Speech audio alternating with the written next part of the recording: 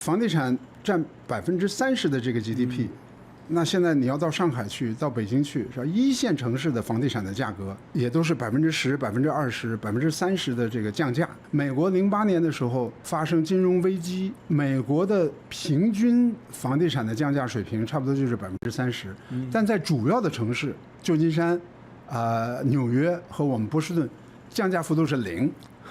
如果你在上海、在北京已经大城市，我们叫一线城市嘛，深圳，降价能达到10%、20%、30%，你就可以想象，在3线城市、在4线城市，降价的程度是一种什么样的状况？国内有一种说法叫白菜价，卖一个房子就跟一个卖白菜一样，卖一车白菜一样。生产这个芯片是吧？过去是14纳米的，现在7纳米好像勉勉强强可以。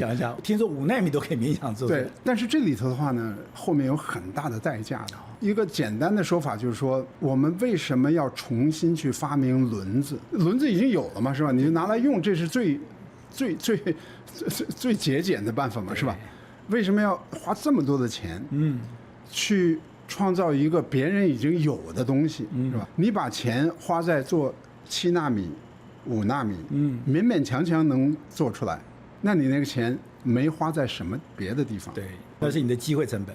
你没有花在中国农民的教育、卫生、公共卫生、医疗保险、养老、失业保险方面，你没有花在普通的中国人的经济发展收入方面，是吧？那个都是很费钱的，是非常非常费钱的。最后创造出的东西来跟别人差不多，甚至还不如别人。那时候可能已经都是2纳米了。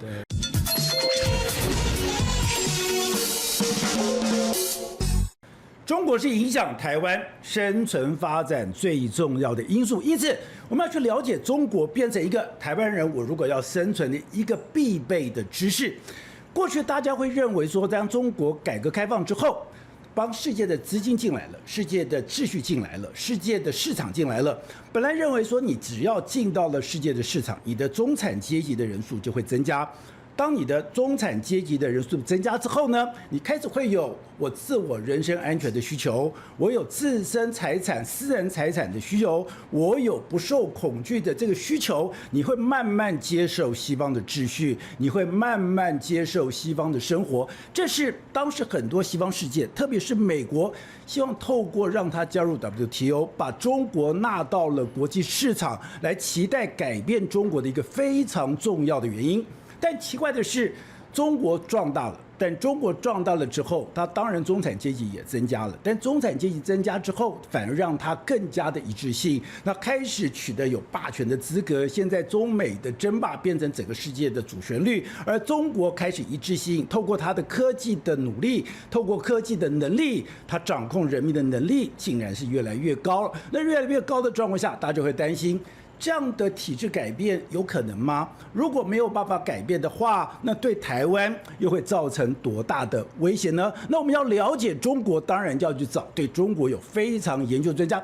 我们今天非常高兴找到了一位对中国有非常深刻的了解，最近出了一本书《EAST 中国模式的一个终点》，他是我们看是麻省理工学院史东学院的这个所谓的教授黄雅生黄老师，他来仔细来解剖中国到底面对什么样的问题，他在改革开放之后为什么千回百转变成今天的状况，而面对现在中国的状况，台湾又该怎么面对呢？那黄老师你好。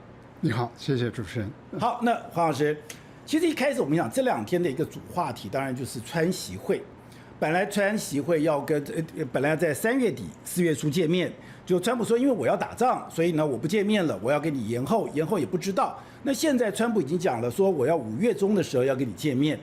这个时候大家有点困惑什么东西呢？因为本来2强在争霸的时候，中国是完全不低头的，中国是非常强势的，中国觉得我要跟你硬干到底的，我觉得不妥协的。可是，在川习会的这个过程里面，我们非常明显的感觉到说，川普是可见可不见，想见面的反而是习近平。那你如果要想见习近平想要见面，那你是有求于川普吗？你在这个所谓的川习会，也就是美国跟中国元首见面里面，对中国有比较大的需求吗？对，我觉得这个川习会的举行，或者现在正在计划的举行，我们不知道最后是不是会成型？我觉得其实蛮有意义的一件事情。就第一呢，就是说，现在国际形势发生了巨大的变化，在川习会计划的时候，这些事情还没有发生，是吧？一个是委内瑞拉，还有一个是伊朗。那现在美国又在直接威胁古巴。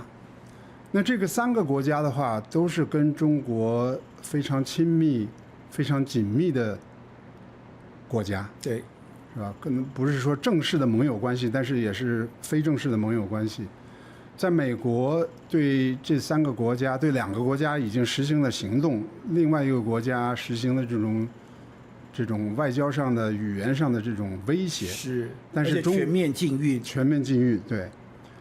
而中国没有取消川习峰会，对，我觉得从这一点上来看的话呢，我觉得是蛮有看头的，是吧？可能这个呢，我觉得代表2点。一方面的话呢，中国领导人认为，我也是同意这种看法的，就是川普，你们台湾叫川普是吧？是。大陆叫特朗普。特朗普，对，川普呢是可以驾驭的，可以跟他做交易的，可以跟他做交换的。这跟中国以前面临的总统，美国总统是非常不一样的，是吧？什么奥巴马、克林顿、拜登这些是吧？他们是讲原则的嘛，讲民主、讲价值、讲人权是吧？民主党都是这些是吧？然后呢，跟过去的鹰派的共和党的话呢，非常强调的就是因为他们是反共嘛，是吧？他要是保护台湾要这些是吧？也是很难进行这种交易的。他们可能认为跟特朗普跟川普达成这种交易是可以做到的，所以他不取消这个，我觉得第一方面是有这个是可以谈的，它是可以谈的，因为这个我们都是知道的，我们生活在美国都知道，就是特朗普这个川普他是不讲原则的，不讲价值的，是吧？你甚至是私底下给他塞钱，给他送礼，都可能把他买动。那这个对于中国来讲是最容易做的事情，买你几架飞机，买你大豆什么等等，就中国也需要这些东西，是吧？所以对他来讲是完全是不受损失的，做出这种让步。另外一个原因的话呢，当然我现在说的这所有都是我的猜想了，我自己并没有第一手材料。第二个原因的话呢，就是说中国现在这个经济呢发展到现在的话呢，确确实实也需要稳定跟西方的关系，因为我们现在看到的是什么呢？看到的是不光是中国跟没有取消川普的这个高峰会议，中国也开始接近欧洲，欧洲也开始接近中国，是吧？中国过去几年在这个俄乌战争这方面，某种程度上是站在俄国这边，对吧？那现在中国也开始跟欧洲和甚至跟乌克兰，也开始直接进行这种接触。所以老师，我们常常讲，中国很喜欢讲一句话：听其言，观其行。对。也就是说，我不只是光看中国你怎么说，其实你怎么做更重要。对。所以您刚刚讲法是说，今天川普应该讲，习近平愿意去跟川普见面。这个本身就有一个很大的意义了，对，因为你川普已经把我的很多的盟友，或者很多是吧，你已经把委内瑞拉给端掉了，你现在这样打我的这个伊朗，我在这两边都有很大的投资，对我有很大的战略利益，就你还是要跟川普见面，代表我有一个很大的动机要去跟川普来谈。那你刚才讲说，当然川普是第一个可以谈，第二个是我非要跟你见面不可。那这个见面是跟他的内部的经济压力有很大的关系吗？对，我觉得现在我们看出一些初步的证据哈，我只能强调这个初步的证据。初步的证据就是说，中国政府可能现在要更加重视经济发展，而不是像过去那样追求这种战略上的制高点，追求这种好像要跟美国决一雌雄。我觉得现在可能对就是2020年、2021年那个时候，所谓东升西降什么等等，我觉得对那种思路现在是有一定的调整。是，当然这个调整的幅度有多大，我觉得这个我们还看不清楚啊。但是我至少觉得已经开始做这个调整了。那这个调整的话，实际上也是有客观的原因在那儿的，就是中国经济现在，你看房地产的话，在鼎盛的期间的话，它占中国 GDP 的30%左右，是吧？而且它带动了很多的房地产，不光是建房子，是家具、水泥、钢筋，这个铝等等一系列的这种支柱产业，是吧？那房地产占30%的这个 GDP，那现在你要到上海去，到北京去，是吧？一线城市的房地产的价格，也都是10%、20%、30%的这个降价，是吧？我就跟你讲，就是说这个严重性，我就可以用这个例子来说明啊。美国08年的时候发生金融危机，美国的平均房地产的降价水平差不多就是30%，但在主要的城市，比如说旧金山、纽约和我们波士顿，降价幅度是0。如果你在上海、在北京，已经大城市，我们叫一线城市嘛，市就是中国话叫一线城市，深圳降价能达到10%、20%、30%，你就可以想象，在3线城市、在4线城市，那个时候那个地区降价的程度是一种什么样的状况？国内有一种说法叫白菜价，是吧？就是卖一个房子就跟一个卖白菜一样，卖一车白菜一样，是吧？就是说，所以就是说，你占30%的 GDP 现在处于这种状况，而新兴的行业，比如说能源汽车啊、新能源汽车啊、芯片等等这些，虽然有很长足的发展，但那些的话加起来大概10%都不到，是吧？一个10%在增长。一个30%在降低，是吧？那对于中国的经济压力是非常非常大的，而出口是中国的一个亮点，特别是对西方国家的出口，因为你要是出口到第三世界国家的话，你可能数量很大，但价格是很低的嘛，是吧？你企业它是要销价竞争的，实际上等于某种程度上讲，到中国的企业跑到第三世界国家去卖它的产品，我们在中国有一个叫内卷，是吧？就是内部的卷。实际上，到那些国家是外卷，也都是中国企业和中国企业在那儿销价竞争。所以你现在讲到一个非常有趣的数字，这个我当时看了也觉得非常怪，也就是说中国它其实外销的数字非常漂亮，它的出招的数字非常漂亮，而且它出招的数字已经是上兆了。对。那你上兆了这么多的出招的数字，代表我有很漂亮的出口量。可是我漂亮的出口量，照理讲来讲，我国内的这个所谓的公司，我的营运应该是增加，我国内的 GDP 应该也是增加，对我回到我国内来讲，应该也是成长的。就它有趣的是，我出口面增加那么多，可是我的 GDP 从过去的保8、保6，现在连5都保不了了。那我现在很多的产业，我也几乎都没有赚钱。你说这个现在可怕的状况，就是因为你现在美国这些高价值的东西卖不掉了，我去创造利益的这个市场没有了，那我现在就反而去所谓的东南亚，我去非洲看起来我还是可以创造很漂亮的数字，但是创造漂亮数字的背后其实就是一个卷字，这个卷字现在对中国来讲造成很大的伤害吗？这个卷的话呢，就是说它对消费者来讲是个好事情，那对于国外的消费者来讲是一个好事情，对于国内的消费者来讲也是一件好事情。但是对国外的消费者的，对生产者是另外一个结果，但对于国外消费者来讲的话的好处，相对于对国内对中国人自己的消费者来讲的话要大很多，就便宜在外面的人，他便宜，但是就是说，因为什么呢？因为对于国内的人，我是一个中国人，我同时是消费者，我同时也是生产者，是吧？那在消费方面，你价格很低，那这当然很好了。但是你价格很低的话，就代表我收入也很低。但对国外的话，它不是这样的嘛，因为国外它收入和这个消费它是分开的嘛。如果消费是中国的产品，收入还是它国内的这些收入的话，它是可以从中获得很好的好处的，是吧？所以就是说，我在回答你刚才讲的这种现象，发生的什么现象呢？就是说你要看一个国家的出口，它的出口的这个金额都是两部分，一部分是你的价格，还一部分呢你的是数量，对是吧？就这么说吧，就是对西方国家来讲，尤其是美国为首的西方国家，一个企业增加它的出口的金额，它是靠价格，价位非常的高，是吧？一个简单的这个衬衫，在美国卖30块钱、40块钱美元啊，是吧？30块钱、40块钱，你同样的东西卖到非洲去，可能就是5块钱、6块钱，是吧？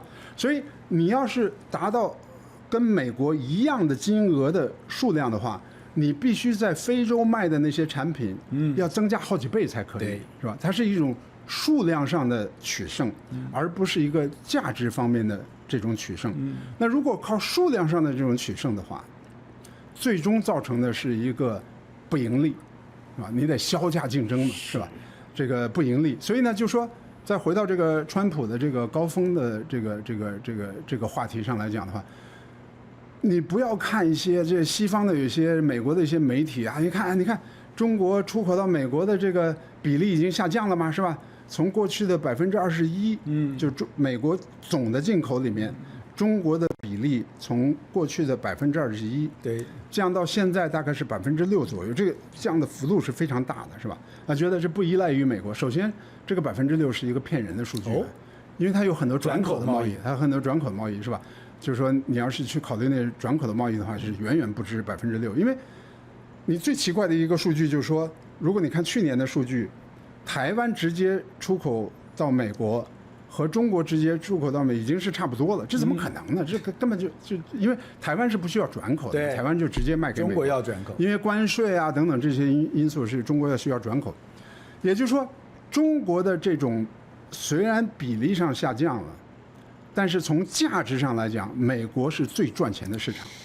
你到俄国去卖，是吧？人家能给你付钱，就算不错了。我要川习会最重要的关键就是我还是要川习，我还是要美国的市场，就是美国的市场的量才有办法养活我中国的非常稳定的一群人。就是从经济理性上来讲的话，跟美国搞好关系，从经济上角度来讲，我不说从其他方面，从经济角度上来讲的话。要胜过跟100个俄国搞好关系的好处，是吧？要胜过那个好处。跟俄国搞好关系，从经济上有什么好处啊？是吧？没有好处，这没有任何好处，是吧？而且你看，从历史上来看，这个所以就是中国政治上倾向于俄国，我是从经济角度来讲，我是完全不理解的，是吧？我也不理解。你这个，你看这个俄国。在通过这个各种各样的不平等条约，拿了中国的10%的领土，是吧？这清朝的这些领土，然后苏联瑷珲条约，然后苏联在这个2战以后，把东北的中国很多的这种这个工厂的设备，都给拿到了，他们自己强奸中国的妇女，杀中国人，是吧？这苏联实际上对中国是犯下这种血淋淋的这种罪行，是吧？就是美国有它的问题，但是美国从来没有这样对待中国，是吧？所以就从经济利益上来讲，而且你现在强调中国的科技的发展，多少中国科技人是美国教育出来的？是俄国教育出几个？那已经过去式了。人工智能专家，对，教育了几个这个生命科学家，是吧？所以，就从经济理性上来讲的话，中国绝对是应该更靠近西方，更靠近美国，更靠近欧洲，更靠近日本，也更靠近台湾。台湾其实在中国的经济起飞里头，起了一个非常重要的作用，起了非常重要的作用。所以这里头的话呢，我觉得就是一个经济理性和政治追求。可是老师，我会好奇是，那现在的习近平或者现在的中国政府会理性吗？因为在之前讲的，他们其实有一段时间是非常的膨胀，比方讲的我的东升西降，我的这个所谓的大国崛起，我的2025的中国制造，甚至我现在要等于说我要掌握很多的权利，我在南海我要我的权利，我在钓鱼台我要我的权利，这些东西它可能改变吗？那如果这些东西它不改变的话，那他怎么可能去改变他跟美国的关系呢？不是，他中国的他是这样的，他要改变的话呢，他不会说是跑到电视台上宣布我们要改变了，他不是这样子的。OK， 就是这个永远不会是这样子的。它都是你得去看它做些什么东西。听弦观其细。对，就是回到你刚才讲的这个中国的这个成语是吧？就是说这个国际关系已经发生了这么大的变化，它没有取消峰会跟这个美国的这个峰会，这个本身在我看来就是一个改变讯号。另外就是说20年、21年打压私营企业，打压阿里巴巴，打压这个蚂蚁金服什么等等，现在都开始地方政府向私营企业伸橄榄枝了，是吧？就绝对不是说是那么一个彻底的这种，就中国的这个政治上这种政策调整啊，都是一步一步慢慢的来的，不会说是马上就转变的。我知道中国叫唯物主义，他们是非常现实的，然后呢，他们是无神论的，所以呢，我完全按照现实走。你说现在按照中国我们刚刚讲内卷状况已经非常严重了，它的失业率非常严重，它的房地产非常严重，它的整个的这个就业的状况的也都要非常非常的糟糕。所以你说这些东西都已经要逼着习近平去面对现实，而面对现实的第一步，我就是要去跟川习会见面。你觉得这个中间已经在改变当中了吗？我觉得就是，你看历史哈，历史就是说，1966年毛泽东发动文化大革命，然后71年是林彪要搞政变。然后发生什么事情？尼克松访华，你们台湾叫尼克森是吧？我们叫尼克森，尼克森对，所以这个大陆和中国和大陆和台湾还是有些语言的差别的哈。就是这个尼克森访华，尼克森访华以后，马上就可以看出来，中国的政治变得比较温和，就他。有些文化大革命的时候被破坏的什么知识分子啊，什么时候又开始恢复他们的地位，然后你看邓小平，是1973年，他叫恢复工作是吧？他掌管中国的这个经济是吧？也就是说什么呢？就是说，我觉得不光是跟川普，还是跟欧洲，这种调整。接触，跟日本我觉得是另类了，是吧？日本因为这个有一些特殊的这个原因，是吧？那我觉得这还是蛮有意义的一些转变，不是说是完全是一种象征性的东西。我觉得我们应该把这些发生的事情要，我觉得我还是肯定这些的。好，那另外就是。刚刚你讲的川习会，当然是我对中国的市场是非常需求的，而且你之前也提过数字，现在中国大概是养活了中国1200万到1500万，而且这1200万跟1500万不是低薪的人口哦，等于说是中产阶级哦。你有了中国的市场，你才可以有这么稳定的收入，你才可以养活这么多人，所以美国的市场是非常重要的。那你现在必须要去处理这些经济问题，而这个经济问题的确对习近平也造成压力。第二个的问题当然就是科技。因为讲中美的争霸，很多的部分其实在科技竞争上面，美国的焦虑也是在科技上面，因为他觉得我的竞争力、我的生产力已经不如中国了，如果不把这个生产力拿回来的话，我就没有办法。您在书里面特别提到说，现在对中国来讲，我当然可以把东西做多，我可以把东西做大，我可以把从1做到100，我可以很快，可是从0到1我是没有办法的，所以。当两国的大战，比如在 AI 的战争里面，在新的太空的战里面，如果中国真的完全去跟美国切割的话，这个对中国来讲是非常不利的。虽然中国嘴巴在讲我已经可以自力更生，我可以自己做光刻机，我可以做很多很多事情，我可以自己创造 AI 的产业，但事实上大家都知道中国办不到，是吗？对，就是说这个东西的话呢，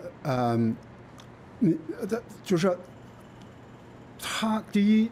他能不能办到，这是有疑问的，是吧？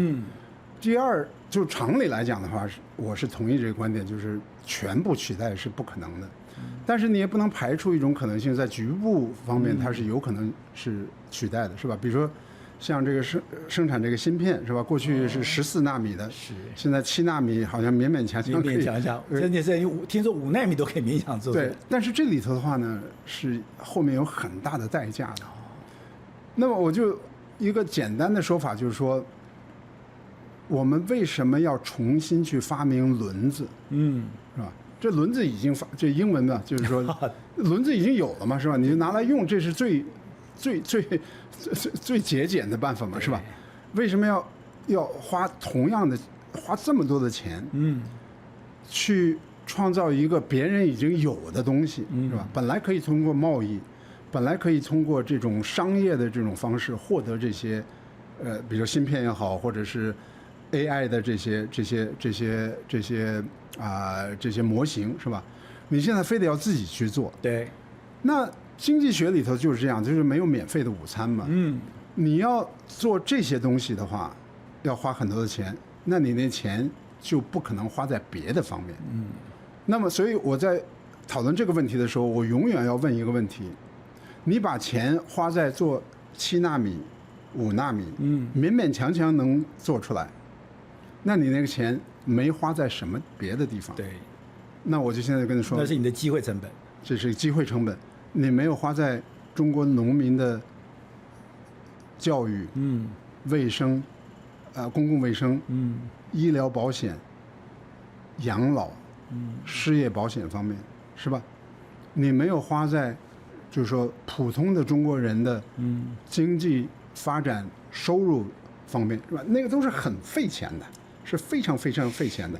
最后创造出的东西来，跟别人也差不多，甚至还不如别人。然后那时候可能已经都2纳米了，是不是？都，所以，但是呢，你要调整这个政策的话呢，你必须调整跟美国的关系，对，是吧？因为这是美国从川普第1届就开始实行了对中国的技术的管控，然后拜登的时代的话呢，又加强了这些管控，所以这个的话就牵扯到我刚才第一个讲的那个观察，就是说，他们认为这个举行这些峰会，我又有这种稀土的这个对你的这些制约是可以谈的，你是可以谈的，你会放松这个管制，但是呢，你以前也说了这个观点，我觉得是很重要的。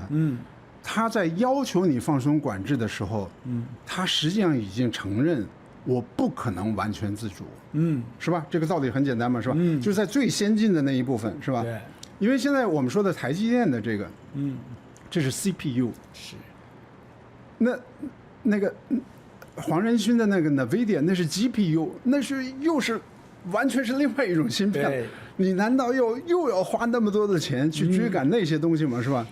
这是一个无底洞嘛？对啊。那所以有人其实在讲说，这有一点像雷根的星战。雷根其实是透过星战，然后用经济的方式把苏联给拖垮。那现在呢，美国也可能用类似的方式，比如说不管是 AI 的竞争、太空星链的竞争，用这样的方式把中国拖垮，在经济上拖垮。那你刚刚提到，中国当然可以自主，但是自主的时候，我要花很大很大的代价，我要花很多很多的金钱。这个对中国来讲，如果他看到苏联老大哥的潜力的话，那个对他来讲是一个非常大的压力。但这个的话，这个比喻的话，有一定的合理的方面，但是有很多不合理的方面。就是说，苏联经济，即使是在今天的中国的经济，那是完全不一样的。苏联经济没有私营企业，没有任何对外的开放，没有任何的这种像深圳啊等等这些，也没有什么台商啊什么这些，是吧？就是说这个，就是说中国如果走那条路，就是自主开发。它能够在那个方面花费的资源的话，远远要比苏联多很多。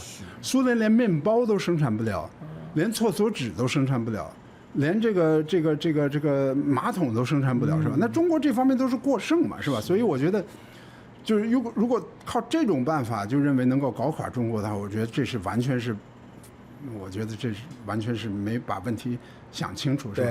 但是。是有代价的，这肯定是这样的，是吧？中国要付出代价，但是肯定是有代价。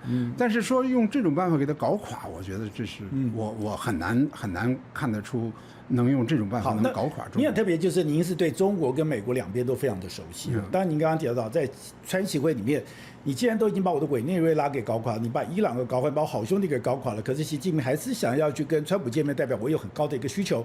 可是反过来讲，中美贸易战的第一个刀是川普砍上去的。是啊是啊。我们也记得是当时在这个是北京的时候呢，是因为李克强跟他讲说我们分开，然后呢我们来做制造，你们就提供原料。那川普回到回到美国的飞机上就觉得，我们不行，好像讯息不太对，就觉得中国对他的威胁他已经迫切感受到的。如果中国的威胁他已经迫切感受到了，他要维护他美国的一个霸权，那就算你觉得，就算习近平美国会放手吗？美国现在对中国的这个态度到底是什么？这取决于今后这1个月会发生什么事情。这个1个月这么重要？你就这么说吧，如果这1个月之内，美国成功的把这个伊朗给搞掉了，换成一个他想看到的这个政权，那我觉得他对中国的这种讨价还价的能力就会大大的增加。如果这1个月表明他搞不过伊朗，是吧？就是他要注入这个更多的军事上的这种介入，是吧？甚至派兵，是吧？如果这个战争继续打下去，而且如果中东出现了相当一部分的这种混乱的状况，那中国这时候讨价还价能力就会增加很多。所以中东的局势很重要。我觉得中东局势是非常非常重要的，是吧？因为你看它这个，因为它第一个就是油价嘛，是吧？油价就会造成这个通货膨胀。那你在通货膨胀的时候，你还在限制中国的产品，这不就通货膨胀更加的严重了吗？是吧？你还对中国进行这种技术的管控，因为这个黄仁勋的这个芯片是很赚钱的。对，那拿到中国的这个买单的话，那是不得了的。对的，你再想想，我们看他前2天的走私的那个价钱是2倍、3倍的走私价钱。就是美国现在股票市场几乎就最近这几天的话，因为有油价什么等等的，在这之前，几乎它这股票市场的这个增值全部是靠 AI 的这个公司的，其他都是减值，都是没有什么特别的出色的表现的。对，那你黄仁勋的这个公司，如果又不卖给中国这种芯片，就会打击股票市场啊，是吧？那你在黄仁勋这个公司的话，它需要卖很多的芯片，才能维持美国人工智能的投资，因为它跟这个OpenAI 什么等等，咱们之间都是有这种协议的，是吧？是。如果它不卖出很多的芯片的话，OpenAI 是没有钱的。也就是现在美国的股市完全是它的7大，完全是靠这些，完全是靠这些。那你这么去想吧，如果这个股市，受到这个战争的重创，是吧？经济上受到重创，那你这时候就需要进口更便宜的东西。对，如果股市受到重创的话，你就需要黄仁勋这种公司业务量要扩大很多。那对谁扩大？那这肯定是对中国扩大嘛，是吧？所以如果发生如果这战争的这种不顺利的话，那中国的讨价还价能力就会提高。所以两边的筹码还在变动当中。对，筹码还在变动。如果你喜欢今天的内容，欢迎你抖内相挺，用一杯咖啡、一杯好茶的心意，支持团队制作更好的精彩内容。而你的超级留言，我都会认真看的。对。筹码变动当中，然后筹码变动当中，刚刚跟你聊的时候也提到一个东西是。中国其实有一个问题是我一直没有注意到，你说它其实成本非常高，它维稳的成本非常高，它要经营它这个国家的成本非常高，对，所以这个也就是它，因为这样的一个成本，这样的一个压力，让它现在不得不回过头来去好好把它的经济给搞定。对，我觉得这个也是一个非常重要的一个思考问题的一个角度哈。我的书最后一章也提到这个，就是说。中国政府呢，跟其他的政府有一个不一样的地方，就是说，维持这个政府本身的成本也是很高的。你比如说，中国共产党有1亿的党员，是吧？对，你书里面写9000多万。9000，那个时候是9000，现在超1亿了，现在已经1亿了。然后他要做很多的事情，是吧？这个，而且公务员的工资，在中国相比较来讲还是比较高的。然后政府他的做的各种各样的事情，是吧？就是其他政府都不做的嘛，是吧？你说这台湾政府他不会去花钱去检查你的这个比如说你做这个节目是吧？只不过有人去天天看审批，他们不叫审批，他这个没有这个开支是吧？对，那就是中国政府它就有很多这方面的开支是其他政府没有的。所以就是说，他要维持他这个就此时此刻他这种政府的运行的这种模式，也是需要一定的经济增长的。所以你是不可能完全脱离经济，这跟毛的时代是完全不一样的。毛的时代他可以真是不管，或者是北韩也是这样，他真是可以不管经济增长，因为他那个政府的话，他不会，我老是做这个比喻，他不会增长 GDP， 对，但他其实花钱也没有花那么多的钱，他没有花那么多钱，对，但是现在这个政府的话呢，他是花钱花的很多的。那你作为一个企业也是这样的，你要如果花钱多的话，你必须得挣钱多才行嘛，是吧？你不可能老是花钱不去挣钱嘛。当然就是说，你这个政府可以有一段时间离开这种经济上的这种万有引力，是吧？这个，因为这个物理学和经济学不一样的地方，就是说你是没法违反物理学的这些定律的，经济学你是可以违反这个的。但是你是要付出成本的，那是吧？然后你要回头的，你是要就早晚你是要回头的，是吧？所以就是说，我的乐观的这种场景是，中国可以慢慢的回头，是，然后再回到邓小平时代的重视经济，对，放弃这种国际上的这么。这个你知道吗？我解了一个很大的惑，因为之前在中美竞争的时候，你就常常听到一个说，中国人吃树皮我都可以活下去，我如果跟你竞争，中国人是不怕苦不怕难，我一定要跟你一定杠到底。可是你说中国已经不一样了，我在维持一个中国的 stable， 我要维持它的这个稳定，我要维持它的这个生存，它需要大量的金钱，它现在没有金钱，它是不能维持它的安定的。就是说，是这样的，就是说，你中国人吃不吃树皮我不知道了，但你不能让政府官员吃树皮。是吧？就是说，你维持这个政府的话，也得需要经济增长，对，也得，而且中国的这种经济增长的话，你就说老实话，它就是靠私营企业嘛，是吧？私营企业带来的这种就业，带来的这种 GDP， 是吧？带来的这种知识性的这种创新，这基本都是私营企业，所以你必须得向私营企业靠拢。私营企业里头，这里也包括外资，包括台湾的企业，包括香港的企业，包括美国的企业，欧洲的企业，是吧？你必须得去开放，因为过去邓小平说过一句话，就是说，开放就像一个窗子一样，你打开窗子以后，空气就会进来了，对，但是苍蝇也会进来，是吧？那这确实是怎么回事？是。但是这里头的话呢，你就去想这个问题，就是说你打开窗户以后，你是把这个空气当成政治还是当成经济？是吧？你把这个苍蝇当成政治还是当成经济？那邓小平就认为进来的空气是经济，对。那进来几个苍蝇是政治这些东西，还有间谍啊或者什么东西，那它毕竟是几个苍蝇嘛，这还是划算的。但如果你把进来的这些空气当成是政治上的一种威胁，经济的好处是几个苍蝇进来，那你这个政策是取向就是完全就是不一样了，是吧？所以我是希望就能够回到邓小平的时代，是吧？就是确确实实从他自己的利益角度来讲，那他作为执政党的话，那有他自己的考虑，我觉得这我们不能够。但是您在您这本书里面，您特别提到了习近平，有一个关键点，就是说。中国这几年来，他的领导人是有任期制的。那我有任期制的关系，所以我会不会肃贪？有。其实中国的贪污问题一直不能解决。那有没有肃贪？其实有，但是我都是手术刀式的、局部式的。那也就是说，每个人要确保，就说我下台，我不要被清算。我也下台，我能够安全，所以我才可以安安心心的把我的权利给交出去。可你说现在习近平比较大的麻烦，或你也在提到说，习近平他的没有安全感，是因为。他的肃贪是一个不是手术刀的，不是一个短暂的，是一个长期而且全面的，甚至很多是他的对立面的。所以你说现在习近平他会有一个非常强的不安全感。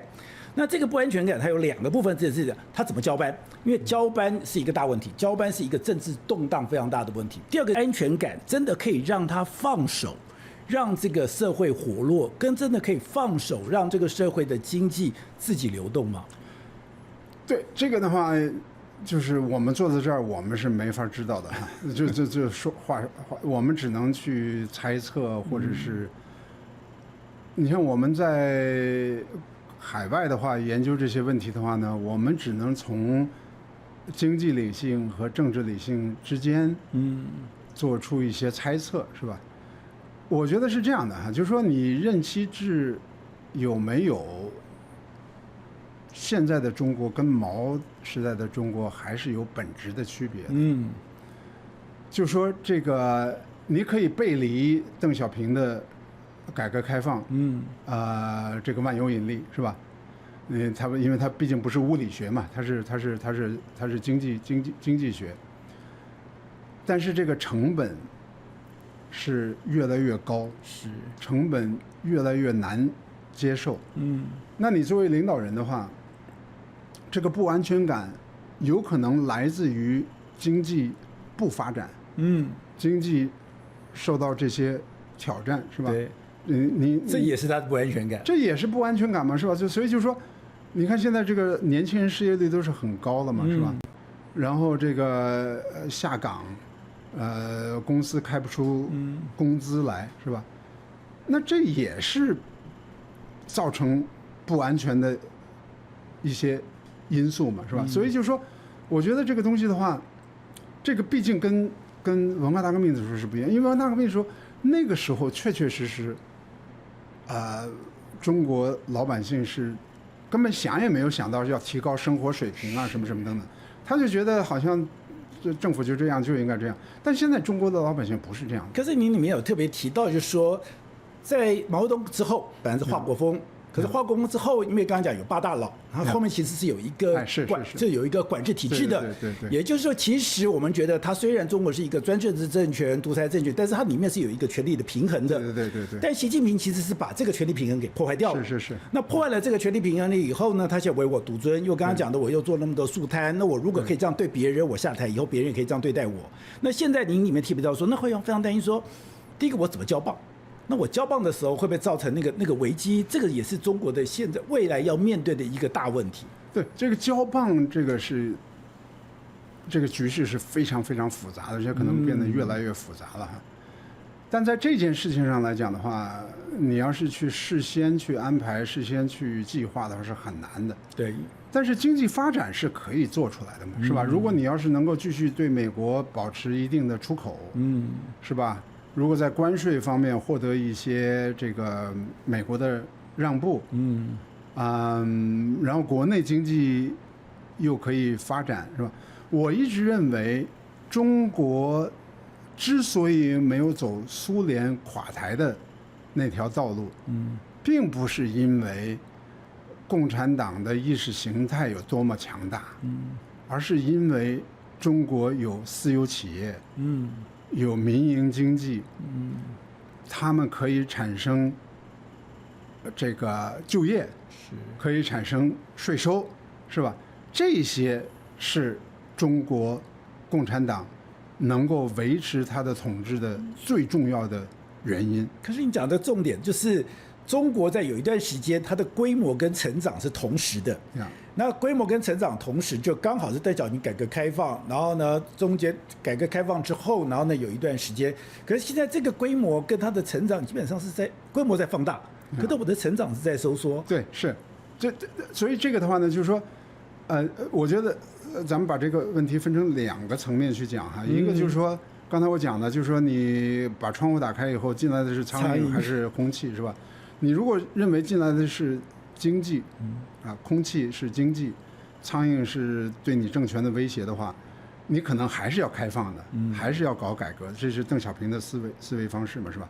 所以就是说，你到底是看重哪个方面？你是看重经济方面，还是看重政治方面？另外一个的话呢，就是经济层面的讨论了，就是说用什么样的经济模式，用什么样的经济政策，能够确确实实恢复中国的经济增长。是。那么当下的一个国内占统治地位，这不光是最高领导人，这中国很多的知识精英、这个经济精英，甚至是商业精英，都是搞技术出身的。他们有一种观念，只要是技术搞好了，经济就会搞好。我是非常不同意这种看法的，非常不同意这种看法的，是吧？因为现在的这些技术，在中国的这些技术，投入是非常大的。用这个风险投资的语言来形容的话，它是烧钱的。是因为你被卡脖子了。啊，就是你得自己弄嘛。对，你被卡脖子。它是就是所谓烧钱，就是说，它不是挣钱嘛，它是烧钱。对，烧钱以后这钱就没有了嘛。它不是说是烧钱，它还有那剩下可能是纸钱是吧？那纸钱也不能够产生经济价值是吧？就是说，它这都是烧钱的。技术从长久来讲的话，会促进经济增长。但是你这个技术得是在应用到经济里面才可以，是吧？然后要提高人的收入的情况下，它才会对经济增长起正面的这种作用。那中国现在很多的这种技术项目都是在烧钱，内卷，它是在损失商业的利润，损失企业的利润。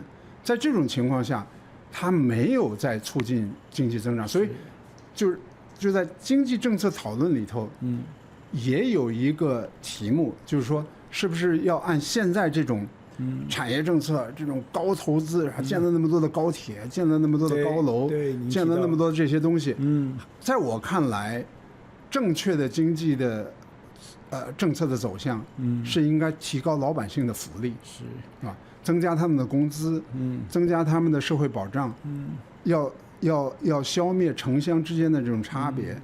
要进行一些产权方面的改革，要进行一些法治，要进行一些对私营企业的这种法治上的这些保护，然后其他那些东西，你就相信市场，它就会带来技术方面的这个进步。可是你刚刚讲的这个是经济部分，当然还有一个是政治部分，因为我们就讲了，还有一句话叫做"王者必霸"。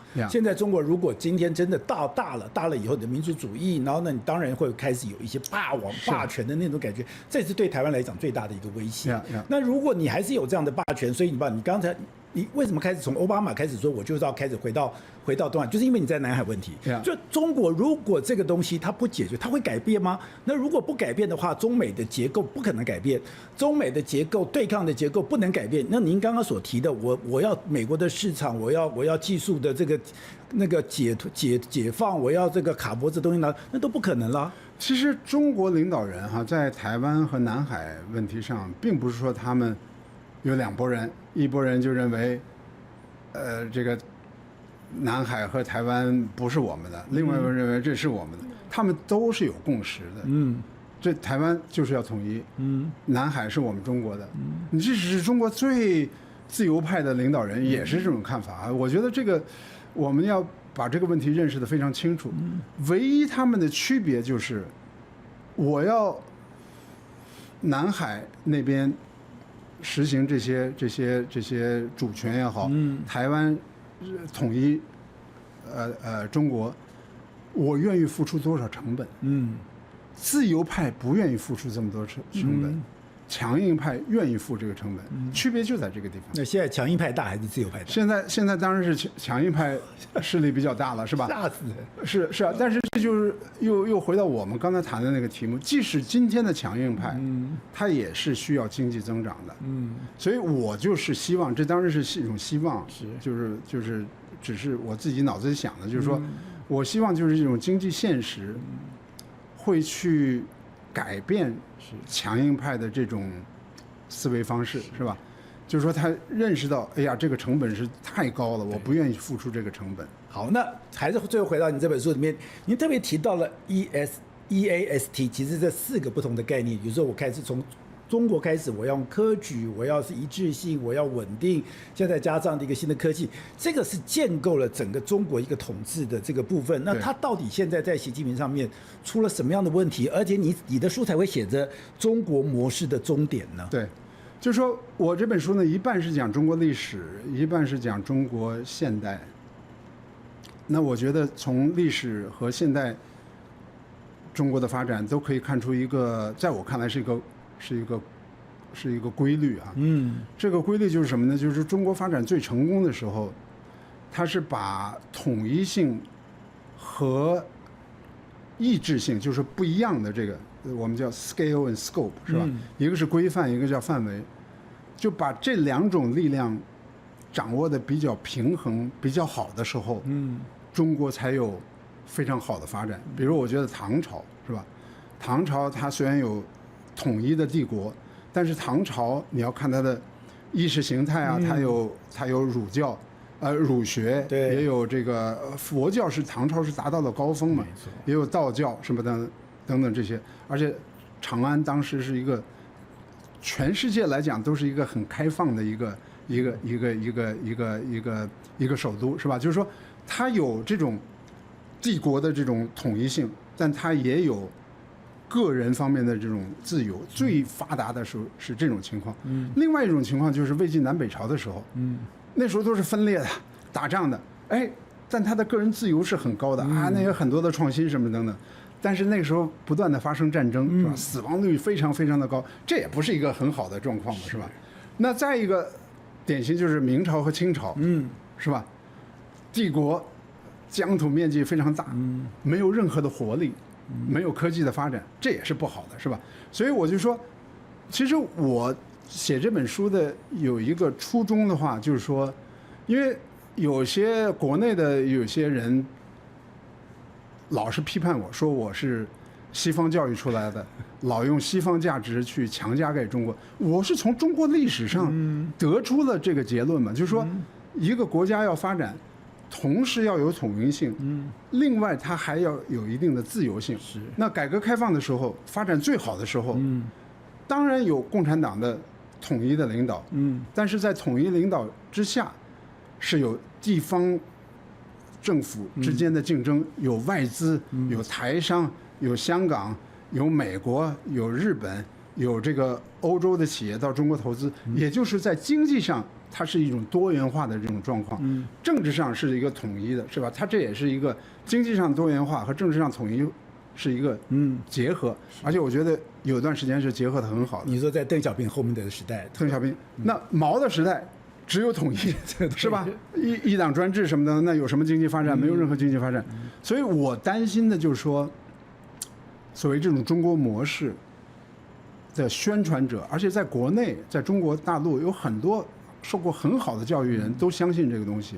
中国的经济增长是因为有中国强大的政府，统一的领导，统一的安排，其实自上而下的这种安排造成的经济的奇迹。我是提的，我是下放给地方政府，我是非常地方政府其实完全是用 GDP 来做考核，这才有它的一个壮大。我是非常不同意这种看法的，而且我觉得，因为中国的精英、政治精英和经济精英，在08年以后，相信了这种看法，然后到了后来。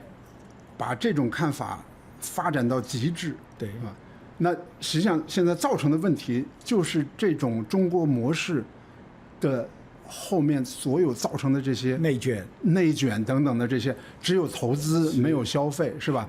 只有外销没有内销，是吧？只有技术没有这种普通的这种就业，是吧？那这个是绝对在一个13亿大国、6亿农民的国家，你不是新加坡，不是香港，是吧？这个是不可能持续下去的。所以早晚还是要回归到我觉得比较合适的一种模式，是吧？我不反对中国共产党的这个领导，是吧？我自己、我们家什么的也都是这个共产党的这种家庭，是吧？我不反对这个东西，我自己是支持民主。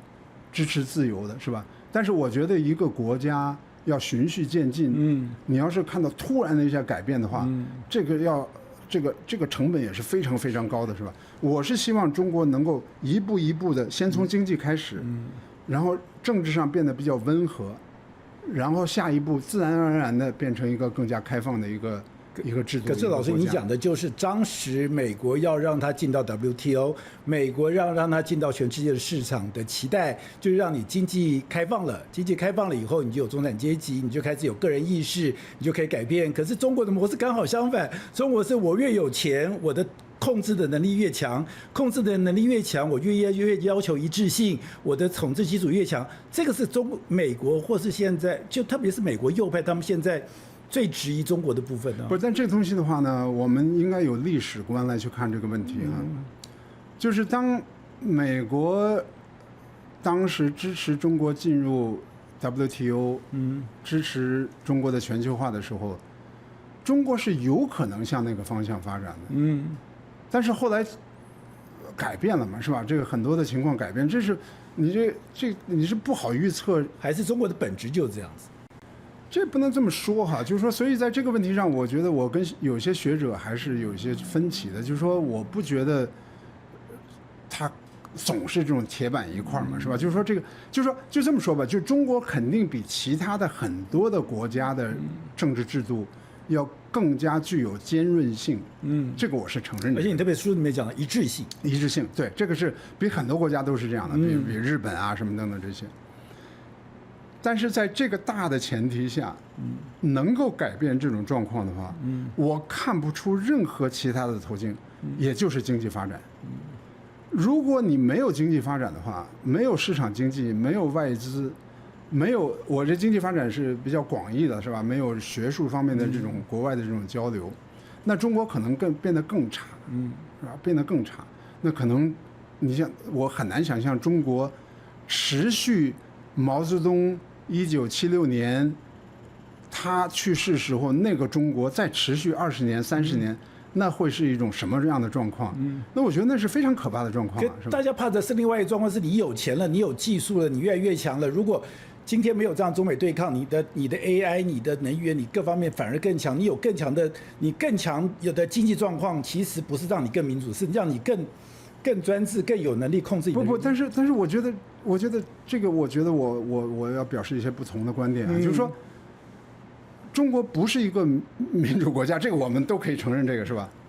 但是我们很难讲，我觉得这个看法是不成立的，就是说中国比以前更不民主，你怎么可能比毛泽东时代更不民主？可是你在书里面也提到说，在清零的时候就把很多人吓坏了。是，对。说在清零的时候，你连家门口都不能出啊，这个对中国的中产阶级是一个很大的伤害。是，这个是，就是说，但是就是说。清零那段时间，我觉得是一个非常极致的一段时间，而且这个对中国的社会和中国老百姓的心理打击。因为清零的话很有意思的就是说，他在上海搞清零，对啊，过去上海这个上海人是吧？上海人他们都是觉得还自己高尚的不得了的是吧？他觉得就是中国你可能这个独裁制度跟我有什么关系嘛是吧？你可能独裁是在河北独裁，在甘肃独裁是吧？就是第一次就让上海的这种小市民，上海的这种我们叫做布尔乔亚是吧？就是这个小资产阶级，平常都是喝着咖啡的是吧？到这个跨国公司去上班的，这些人感觉到了这个体制的刀刃的那一部分，以前他们是没有这种感觉的是吧？这个我觉得是清零造成的一个很大的心理上的影响。就我承认这个清零这段时间是吧，是一个可以说是一个，因为即使再专制的国家的话，也没有能达到控制你家庭的这种行为是吧？对。但是从整体来讲是吧？你从过去30年、40年整体来讲的话，那比起毛泽东的时代。中国还是有一定的行为的这种自由，即使今天的中国，在私下里大家讨论问题的时候，要远远比文化大革命在私下里讨论问题的时候要自由的多啊。所以我就觉得，就是说，经济增长和全球化没有带来中国制度上的转变，但是还是带来相当程度的社会上的转变的。好，我们可以开始谈到，就是说。对台湾来讲，中国是我们生存发展的一个最大的这个威胁或者是影响的一个因素，所以我们要了解中国是一个台湾人必须要做的一个功课。所以我们今天非常高兴，刚刚讲的请了黄老师呢，我们就介绍，今天也理解了为什么川习会要进行，也理解了未来1个月对整个美中之间，甚至对台湾之间有非常大的影响。我们需要了解这个世界的脉动，我们台湾能够找到自己生存的一个方式。非常谢谢黄老师。谢谢主持人，很高兴在这里跟大家交流。谢谢您，谢谢。如果你喜欢今天的内容，欢迎你抖内相挺，用一杯咖啡、一杯好茶的心意，支持团队制作更好的精彩内容。而你的超级留言，我都会认真看的。